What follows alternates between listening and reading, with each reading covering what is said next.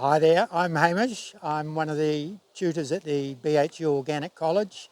Today we're in a class where we're looking at planting plantings to attract birds and insects. So the students have spent some time researching species for their seeding and fruiting and flowering times, and now we're looking at putting these in the ground. It's an area that each year we typically do 20 metres, and we put in around about 60 plants, and so far so good.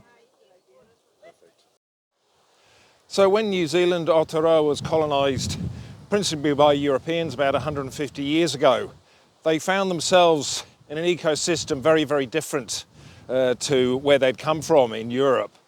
Completely different sets of trees, animal species. New Zealand was almost entirely populated by birds. There's only 3 native bats in terms of land animals here. And they were homesick, and so they planted a wide range of European species of trees and shrubs and plants in general to make them feel more at home.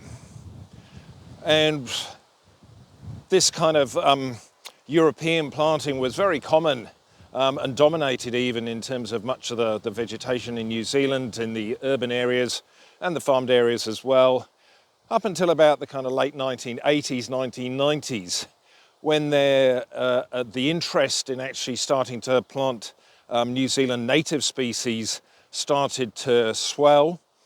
And we now find that there's a very strong favour amongst the New Zealand public where areas are being planted up, that we put in these native species, because many of the native birds and insect species don't thrive on the exotic species from Europe. They need these native species to survive. So what we have here is this diverse range of native species being planted here. It provides shelter. We get very strong southerly winds and also northwest winds here in Canterbury.